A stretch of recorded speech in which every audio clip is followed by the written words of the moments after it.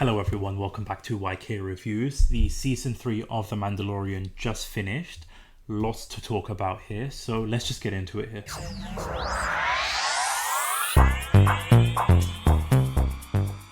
Now, the latest episode of Season 3 for The Mandalorian just finished here. This is a bit of a shameless plug here, but I did a video in regards to the Star Wars celebration, all the announcements that they've done, including a Mandoverse movie coming up very soon. So I'll post a link somewhere around here if you want to go check out what the future holds for Star Wars. And in terms of this review, I'm going to put timestamps of little subjects of everything we're going to discuss in the video here. So if there's anything in particular you're more focused on, more interested in, or want to talk about, timestamps will be in the description down below here. But overall, I'm just going to say this right now. I was left very, very disappointed. The show itself was okay. If you're comparing it to season 1 and 2, it just dipped a little bit. There was just a lot of things that they just didn't focus on, or just sort of brushed everything aside here. But like I said, we'll get right into that here. So this is going to be a spoiler review. So if you haven't seen the show, if you haven't seen any of the episodes there, I'm going to be talking about everything that happened in the show in the previous seasons too. So this is your spoiler warning here. Now right now I'm just gonna go briefly just brush over each episode, what happened, what the plots were. So we're just gonna briefly go over each episode, what happened there, so it sort of makes sense towards the end when we discuss certain plot points here. But basically episode 1 starts off with the Mandalorian tribe doing this procedure with this child, basically converting him into the clan, only to be attacked by this crocodile creature, where Mando and Grogu arrive to help them destroy the creature. And we come to find out by the armory that in order for Djarin, Mando, to redeem himself to the creed, because he took off his helmet in the last season, there is to basically bathe in the living waters in the planet of Mandalore. So this is his quest basically. So Grogu and Mando go to Navarro, meet with Greef Karga. They want to build IG-11. So they have this sequence where they're building IG-11. It fails epically. They start attacking Grogu, so they destroy the parts for IG-11. These pirates are in the city where they want to take over this school that's been built, because they want it as their little bar that they used to hang out with. So then you have this little trade-off. Greef Karga, Mando shoot these pirates, killing everyone but one, where he escapes. That pirate then goes to Gorian Shard. They basically start attacking Mando after he left the planet, but he manages to escape quickly, only to meet up with Bokatan and her basically telling him where the living waters are so that he can bathe in them, redeem himself, join the creed. We come to find out that Bo-Katan's night owls ditched her after she failed to get the darksaber from moffgideon here. And that was sort of just the opening episode of Mandalorian season 3. For me, a decent episode, a decent opening episode, setting up everything there. You don't really know what they're potentially going for the rest of the season, but a decent first episode here. So then you move on to episode 2, where Mando is now still looking for parts for IG-11. He goes to Tatooine, where he gets given the droid R5 rather than parts for IG-11. So then you've got R5, Dindjarin and Grogu on their way to Mandalore to try and bathe in the living waters here. And when they arrive in the planet, you see the destruction of Mandalore. You see the damage that happened with this planet. They arrive at the area where this cave is for the living waters. R5 does this little scouting, gets taken by these troll looking creatures there. Mando goes in, uses a darksaber to try and fend off these trolls, only to get captured by this cyborg looking creature, where he requests Grogu to go to Bo-Katan to send help and try and rescue them. Grogu using the Force to take care of these troll creatures, flying off into the spaceship to go back to Bo-Katan. And Bo-Katan basically goes with Grogu to try and rescue Mandalore. She's using the darksaber, kills the cyborg creature, rescues Mando. Mando goes in to bathe into the living waters, where he basically starts drowning. She goes and rescues him, only to see the Mythosaurs, this legendary Mythosaurus that her people have been speaking about. She sees that, rescues Djarin from the living waters. And so another solid entry into the season, a really decent episode. I wish they expanded it a little bit more. I wish that they did more with Mando trying to redeem himself. I wish that was explored more, rather than it just being a quick one episode type of thing. For what it was a pretty decent episode here. It was nice to see Bo-Katan using the darksaber, her and Mando working together. It was really nice there. But then you're moving on to episode 3, where these TIE fighters basically destroyed where Bo-Katan was at the end of episode 1, where her home was. These TIE fighters come in and just basically destroy that whole section, so they have to fly away. That was the opening sequences. But then the episode spends most of its time with the two characters. Dr. Perishing, who was in charge of like the cloning experiments back in season 1, he's returned. He's on Coruscant, redeeming himself. And we also get Elia Kane, who was Moff Gideon's right-hand man. She's basically also being redeemed as well. But you just go for like the storyline of like them two establishing one another, working with one another. She wants to help this doctor continue his cloning work because he still wants to go do that, but for good rather than evil. So then you spend the whole episode with them basically developing this storyline. She turns on him where he gets captured stealing parts for this experiment that he wants to do. She then turns up the mind eraser machine thing. We don't know what happened to him. I think that he died. I'm not 100% sure. I can't confirm that, but basically the episode is just spent on these two here. The end of the episode, you see Mando and Bo-Katan arriving back to like the armory and the rest of the Mandalorians. The armory confirms that Mando did bathe in the living waters. He is now part of the Creed once again. And also because Bo-Katan also bathed in the living waters technically, hasn't taken off her helmet, she's part of the Creed as well here. So for me, episode 3 just wasn't as strong. I felt like, especially coming into like what they did for the rest of the season, I don't see the introduction of like Dr. Perishing's character. I understand like what they did with Elia Kane's character because you find out that she was working with Moff Gideon later on, but this just whole storyline, this whole thing just didn't feel like it was necessary or didn't really push the plot forward for me. So I wasn't a huge fan of this episode. Episode 4, sort of similar. So you've got a little bit of glimpses of Grogu living with the Mandalorian here. He does this little duel with this other kid, this other Mandalorian kid here, and you see Grogu also just playing with like these little shell creatures in the sand there. But mainly this episode is focused on Pat Vizsla's son gets captured by this creature who has done this before, where he's taken like these younglings, taken these kids off into like their home. And so the episode is focusing on them trying to rescue Pat Vizsla's son. Bo-Katan is leading the charge. She's also having this like thing with the armory where she's trying to tell her that she saw the Mythosaurs, but the armory's not wanting to believe her. So that's going on. They're going on this mission to try to rescue Pat Vizsla's son. You get a little bit of the culture where Bo-Katan and us as audience, as the viewers, are learning of like the culture that the Mandalorians, this certain creed, has. For example, when the food is ready, they all go in separate directions, which honestly I just found hilarious, that everybody just takes their plate and just leaves into separate directions, takes off their helmet to eat. I just found that very hilarious. But they're going on this mission. Eventually they do rescue the son, but for me, the only good part about this episode, and for me my favorite part, is you get to explore Grogu's background of like what happened to him in between Order 66. We come to see which Jedi rescued him, which I really liked what they did with that. So basically the Jedi that rescued him was a Jedi played by Ahmed Best. And if you're not aware who that is, he's the one that played Jar Jar Binks in The Phantom of the Menace and Attack of the Clones. He got so much stick for his portrayal of Jar Jar Binks, which wasn't his fault. I understand the hate, and I honestly agree with some of it when it comes to like Jar Jar Binks' character, but I'm just glad he was able to get that redemption, and you come to see that he helped Grogu escape from Order 66. So that was the only pretty good part of the episode, but overall another like underwhelming episode.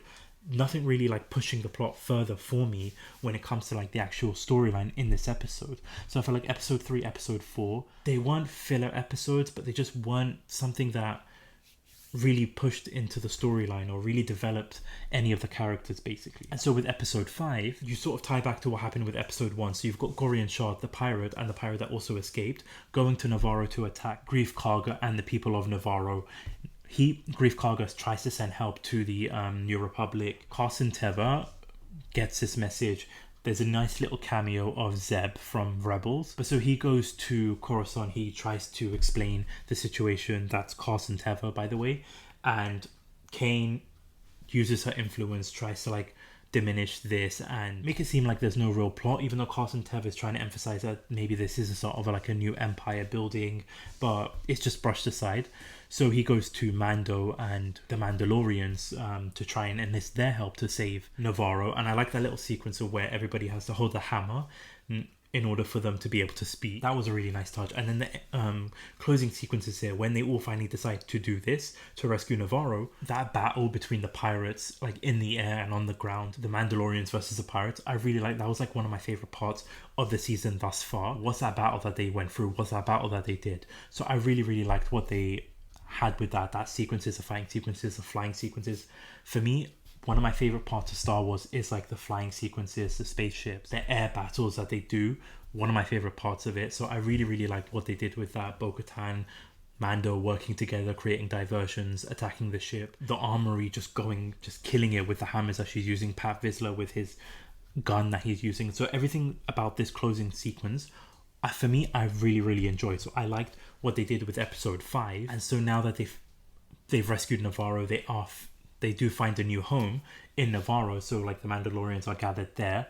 The armory and Bo-Katan basically come up with a plan where Bo-Katan is told to take off her helmet by the armory, and so Bo-Katan is basically the one that's going to reunite all of the Mandalorians, have them all become one to try and retake Mandalore. And so then you move on to episode 6, and for me this was the most baffling episode. It just felt like Cameo City, but not cameos in certain like Star Wars aspects, just celebrity cameos. So you've got Lizzo, I believe it is, sorry I'm not familiar with who she is. You've got Jack Black just coming off of his Peach's performances in the Super Mario Brothers there, and you got Christopher Lloyd also there. So it just felt like this episode was just mainly for like celebrity cameos, but the plot of the movie is basically Bo-Katan and Mando look for the Night Owls. We come to find out that they're in this planet where Jack Black, Lizzo, Christopher Lloyd is. It's basically this civilized planet. However, there is a droid malfunctioning going on there. So basically the episode is focused on Mando and Bo-Katan going around trying to solve this mystery, trying to see what's going on with these malfunctioning droids. So the episode is mostly focused on that, only to spend like the last 5-10 minutes at the end of the episode with Bo-Katan trying to convince the Night Owls to like rejoin her crusade. You've got Axe Wolves battling with Bo-Katan because once again, because she lost the DarkSaber, like they don't have faith in her. So you have this like battle between them two, this duel going on with them. And then at the end of the episode, you have Mando trying to convince them, due to like what happened in episode 2 with the technicality of her regaining the DarkSaber. He's basically handing the DarkSaber back to her to convince this tribe of Mandalorians to join their cause to retake Mandalore. I just felt like that was very, very weak, and I'll explore more of that once we dive into that certain aspect of it. But basically that's the end of episode 6. And so you've got episode 7 and episode 8, this 2-part finale kind of thing. So in episode 7, the Mandalorians are reunited. They go to take on like Mandalore. We also come to find out, and this is like the opening sequences of episode 7, is that Moff-Gideon is alive. He has this meeting with the Shadow Council where they sort of emphasize on him needing reinforcements, but also the others are emphasizing on Grand Admiral Thrall's return. So you have that sequences there. Kane confirms to Moff-Gideon that the Mandalorians are planning on going to Mandalore, trying to retake the planet. And now also before they do go to Mandalorian, Grief Karga presents Mando with a gift of IG-12, who is basically this little robot that Grogu can now sit in, where he just basically says yes and no. So he pushes a button and it says yes or no. So Grogu is basically in this robot body now. And so when they get to like Mandalore, we get a bit of resistance between the clans clashing over like culture that they have. We also come to find out a bit of backstory in terms of how Bo-Katan lost the DarkSaber to Moff-Gideon. She was trying to like spare the Mandalorians by giving up the DarkSaber, thinking that it was going to spare them, but obviously Moff-Gideon, you cannot trust him. He basically still goes ahead with his plans. So that's basically how she lost the DarkSaber in the first place to him. So they arrive to this place called the Great Forge. They're ambushed by these Beskar armor stormtroopers there. So they're basically ambushed. They're like going back and forth fighting there. You get to see Moff-Gideon capture Djarin. You get to see Pat Vizsla basically sacrificing himself. A really noble death. I really like that sequence. Like his tenacity, his fighting brutality. You get to see the introduction of these red guards, the one similar to like the one from the Rise of Skywalker movie. So they're overpowering him and they eventually kill Pat Vizsla. Mando gets captured. Bo-Katan uses the DarkSaber to try and escape this little trap that they're stuck in here. And then so they are basically escaping. Their Axe Wolves earlier goes to try and get some backup there. So with the finale here, so the final episode, so you've got one section where you've got the Mandalorians taking on the stormtroopers, Axe Wolves, the armory come in to try to get them their backup. So you had this fight sequences going on there. You've got Mando escaping these two stormtroopers with the help of Grogu. They're going around the base looking for Moff Gideon. There's this really excellent sequence with R5 where you had that like red laser thing where Mando takes on two of these stormtroopers in different weaponry, different methods here. R5 then takes out the next shield and he takes on two more stormtroopers, defeats them in different ways. I really like that sequence. I really like that fight choreography there. So hands down, well written choreography sequence for that section of the episode. Mando and Grogu come to find out that Moff Gideon has these sections of cloning of himself where they basically destroy, and I just felt like that was sort of brushed aside. Basically, it was kind of like just nothing. So Moff Gideon's clones are now destroyed and they come face to face with Moff Gideon. So you've got Grogu taking on these three red guards there. You've got Mando taking on Moff Gideon. They're fighting back and forth. Mando's getting overpowered. Bo-Katan comes in to try and help. So you've got Mando and Grogu working together. Grogu using the Force to try and help Mando defeat these three guards. They then enter the battlefield. So you've got Bo-Katan, Mando and Grogu working together to try and defeat Moff Gideon. Where just before that, Moff Gideon actually just was fighting with Bo-Katan. He ends up destroying the Darksaber just by crushing her hand. And so you've got these three fighting with Moff Gideon. Moff Gideon's very powerful there, but because of Axe Wolf using that cruiser where that was used to as a distraction, he's flying it straight into like the space section that they're in. The spaceship comes crashing down and just blows up that whole section. We see Moff Gideon entering this huge fireball here. Grogu saves Bo-Katan and Mando with using the Force to stop this fire emerging onto them. And so that's the end of the sequences there. And so then the next sequences of the armory, basically taking another child into the Creed. Mando wants Grogu to also be part of the Creed, so he wants to adopt Grogu as his own son, which is very nice, was a nice touch. And then at the end of it, you see him talking to Carson Teva, wanting to take on like small assignments, working for the New Republic, certain bounty hunting assignments there. And you have them joining the Navarro planet with Greef Karga, where they have this little house. You've got Mando and Grogu living like a happy family, basically, and that's sort of the end of the episode, end of the season 3. So overall, kind of like a mixed finale there. Just sort of the ending and everything sort of felt just like a happy ending. Obviously there's not going to be a happy ending, but it just felt like very quick and underwhelming. Like the runtime for the finale was 41 minutes, including credits and everything. I felt like that was very short for a finale where throughout the whole season you had something to try and build up on, only for like the last 2 episodes just felt very quick and very short. So for me, my problem with this is like when it comes to Mando and Grogu, for example. So Mando and Grogu, like in the season finale for season 2, you had Mando finally giving Grogu back to like the Jedi Order, back to Luke Skywalker, because that was the whole point of the mission for season 1 and season 2, trying to find the Jedi. If you haven't watched the Book of Boba Fett, in the first episode of season 3, Grogu and Mando are basically reunited here. And so for me, because in the Book of Boba Fett, Mando eventually does take Grogu back from the Jedi Order, from Luke Skywalker, basically erasing everything that happened in season 1 and 2. But the whole point in this season was that nothing was really developed between the two of them. Grogu didn't really need to be there for most of the episodes. Like, he didn't really contribute to much. Like, nothing was developed. The character arcs, the relationship between Mando and Grogu wasn't developed further. Because basically from season 2 to season 3, it's sort of like stagnated into the same relationship. Like, for example, I'll give you Joel and Ellie, like Pedro Pascal, Joel and Ellie, which I'll be doing an in-depth review for The Last of Us. That's going to come out in the next couple of days, so keep an eye out on that. But their relationship developed from episode 1 to episode 9. This season, nothing was really developed in terms of like Grogu going to be adopted by Mando, but for like the most of the season, he kind of was just there, which I just found very frustrating. I just don't understand why season 2 you give him to the Jedi Order, Book of Boba Fett you take him back, and then to have just season 3 was, I don't know, the decisions and the choices just didn't make any sense for me when it comes to their actual plot and their actual storyline. It just felt like they realized that they have a good thing with Mando and Grogu together. That's the partnership, that's the show. So let's just bring him back, but not even bring him back in the actual show, bring him back in a different show. I don't understand that decision there. And when it comes to the DarkSaber plot as well, Basically, season 2, you had it built up where there's going to be this tension between Mando and Bo-Katan. Mando was able to capture the darksaber from Moff Gideon. Bo-Katan wants the darksaber. Season 3, there was no build-up in terms of the darksaber plot whatsoever.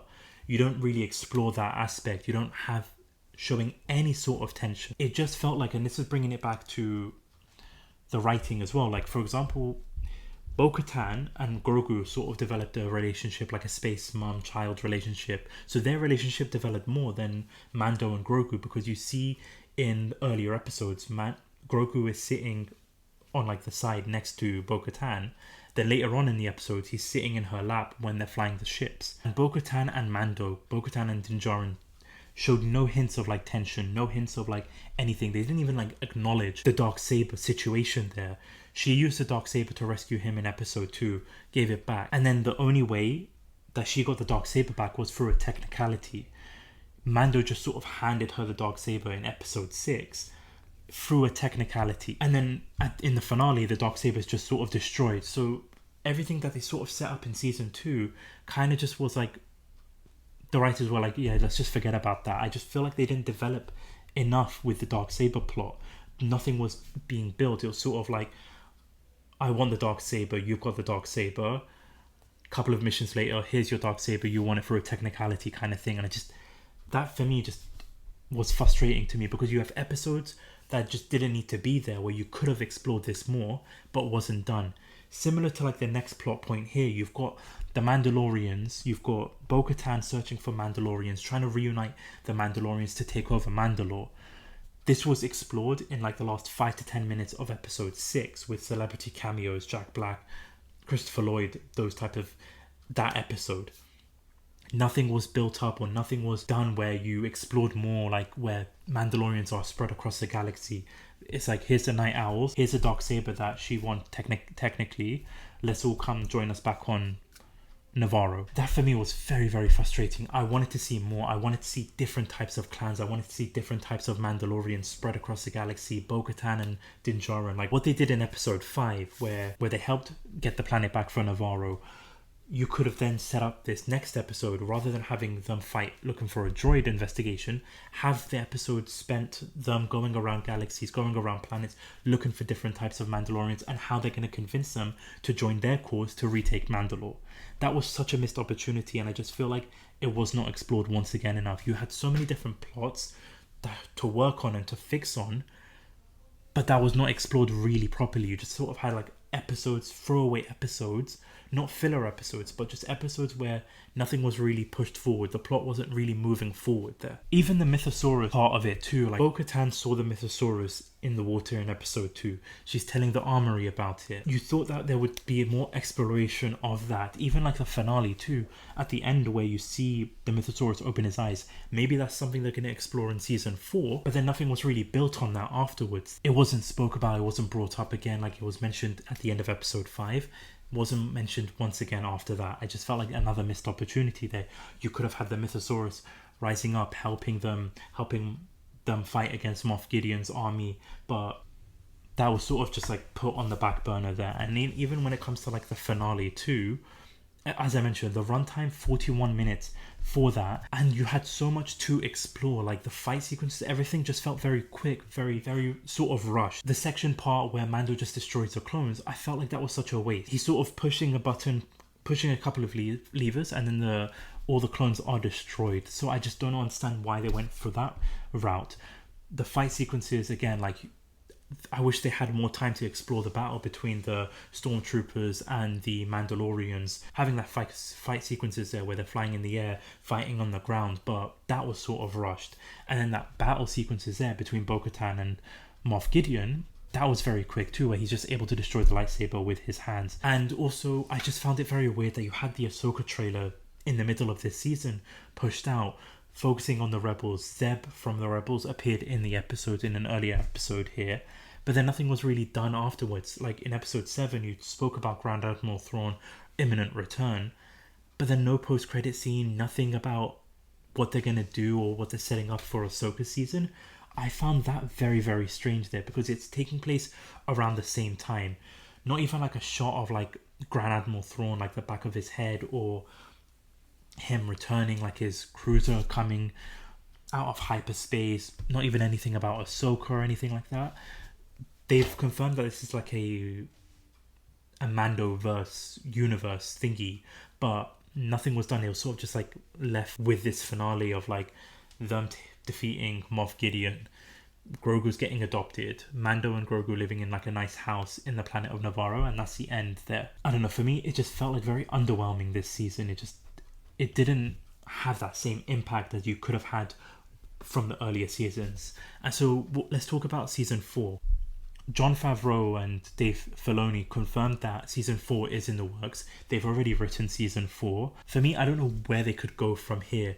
My feeling, my speculation and my theories is that Moff Gideon is still alive, because I find it very hard to believe that the fire blast was able to penetrate his armor and killed him, because we even saw in the same episode, like, the stormtroopers were blasting Mando with fireball, with flame from their arms.